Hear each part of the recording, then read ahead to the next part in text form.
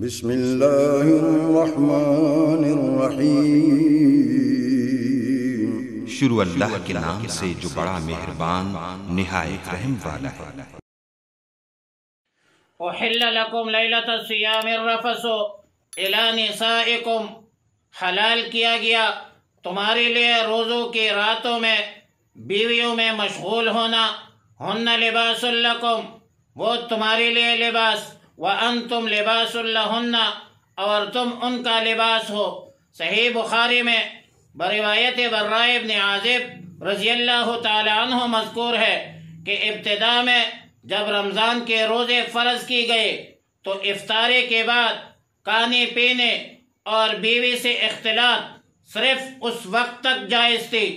جب تک سو نہ جائے۔ سو جانے کے بعد کھانا پینا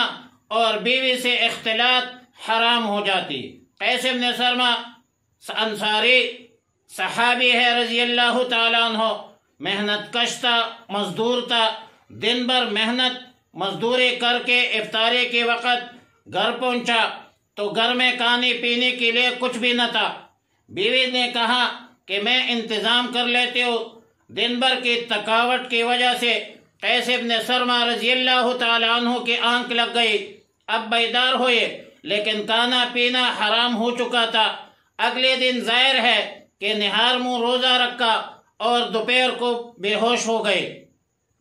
تو اس حوالے سے یہ آیات نازل ہوئی، علم اللہ انکم کنتم تختانون انفسکم فتاب علیکم وعفا عنکم۔ علم اللہ، اللہ کو معلوم ہے، انکم کنتم تختانون انفسکم، کہ تم نے اپنے نفسوں کے ساتھ خیانت کرتے تھے، فتاب علیکم، پس اللہ نے تمہاری توبہ قبول فرمائے، وعفا عنکم، اور تم کو معاف کر دیا، فالآن باشروہن، اب ان سے میل ملاپ رکھو۔ سنن ابی داؤد میں سیدنا عمر فاروق رضی اللہ تعالیٰ عنہ کے حوالے سے روایت نقل ہے کہ انہوں نے بیوی کے ساتھ جماع کر دیا تھا۔ کعب ابن مالک رضی اللہ تعالیٰ عنہ کے حوالے سے بھی ایسا ہی واقعہ منقول ہے، اور سیدنا عمر فاروق رضی اللہ تعالیٰ عنہ صبح کے وقت رسول اللہ مبارک صلی اللہ علیہ وسلم کی خدمت میں حاضر ہوئے اور پورا واقعہ سنایا، تو اس حوالے سے آیات مذکورہ نازل ہوئی اور مباشرت کی اجازت دی گئی۔ اور میاں بیوی کے تعلق کو اللہ رب العالمین نے ایک لطیف انداز میں بیان فرمایا کہ عورتیں تمہارے لیے لباس ہے، تم ان کا لباس ہو، تم ایک دوسرے کے لیے پردہ بن جاتے ہو، فسق و فجور سے روکنے کا ایک ذریعہ ہے۔ اور فرمایا وَابْتَغُوا مَا كَتَبَ اللَّهُ لَكُمْ، اور طلب کرو جو اللہ نے تمہارے لیے لکھ دیا ہے۔ رئیس المفسرین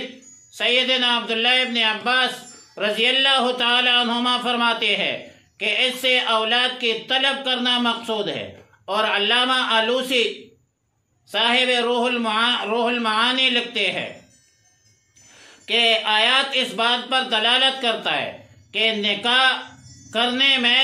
نسل بڑھنے کی نیت کرنی چاہیے، صرف قضائے شہوت جو ہے وہ مقصود نہیں ہے، وَكُلُوا وَاشْرَبُوا حَتَّى يَتَبَيَّنَ لَكُمُ الْخَيْطُ الْأَبْيَضُ مِنَ الْخَيْطِ الْأَسْوَدِ، وَكُلُوا، اور کا، وَاشْرَبُوا پیو، حتیٰ یہاں تک، یتبین لکم، صاف نظر آئے تم کو سفید داری سیاہ داری سے علیحدہ، من الخیط الاسود من الفجر، فجر سے سفید داغا سیاہ داغا سے ممتاز ہو کر ظاہر ہو جائے۔ آیات مذکورہ میں تین چیزوں یعنی مباشرت، کھانے اور پینے کے آخری حد بیان کر دی، جن تک یہ تینوں کام جائز تھے۔ غایت ثلاثت الاشیاء منہ الجماع والاکل والشرب، اور خط ابیض سفید داری سے روشنی کی وہ لکیریں مراد ہے، وہ لمبی لکیریں مراد ہے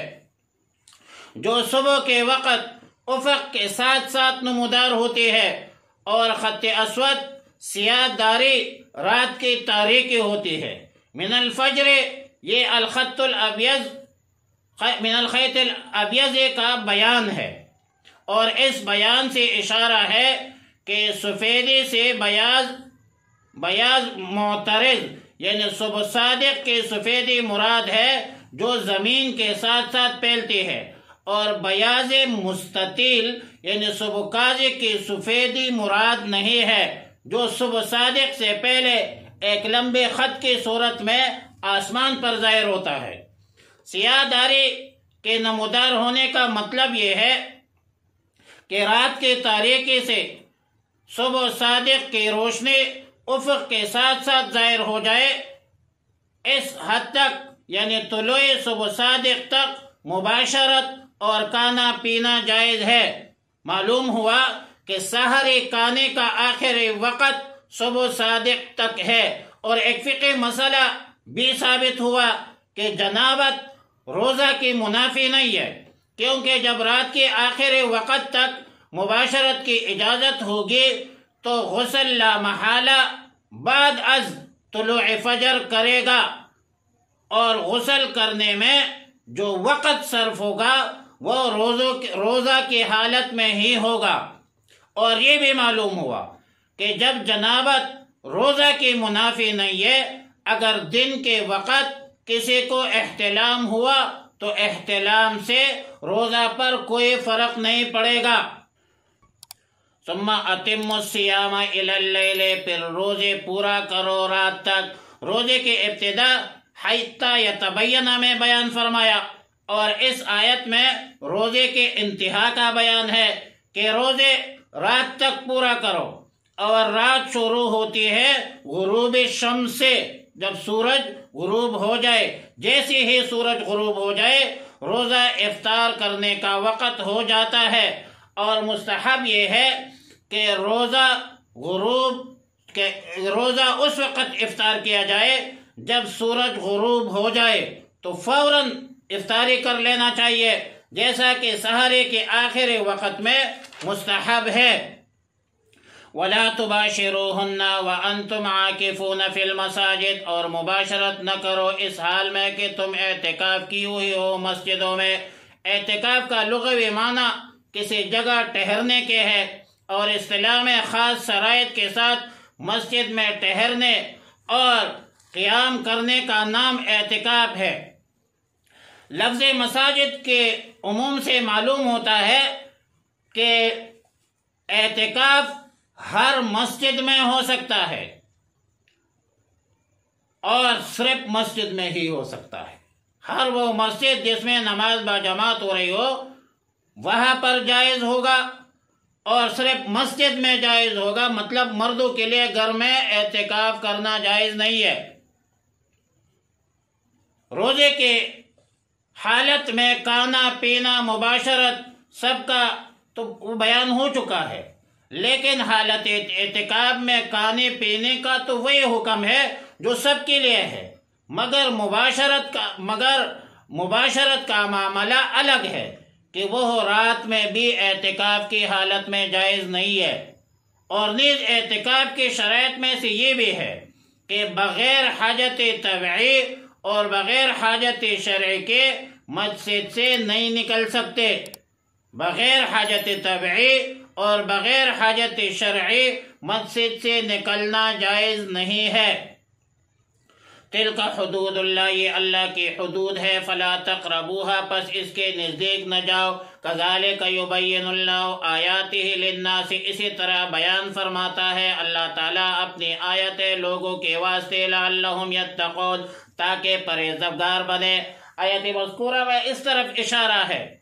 کہ روزے کی حالت میں جو کھانے پینے اور مباشرت کی ممانعت ہوئی ہے یہ اللہ کی حدود ہے، ان کے قریب بھی مت جاؤ، کیونکہ قریب جانے سے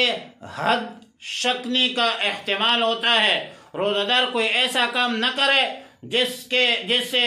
روزہ ضائع ہونے کا خدشہ ہو، نہ سحری میں اتنی تاخیر کرے کہ صبح صادق ہو جائے، اور نہ افطاری میں اتنی جلدی کرے کہ سورج غروب ہونے سے پہلے آپ کا پیٹ بھر جائے اور آپ فارغ ہو۔ وَلَا تَأْكُلُوا أَمْوَالَكُمْ بَيْنَكُمْ بِالْبَاطِلِ وَتُدْلُوا بِهَا إِلَى الْحُكَّامِ،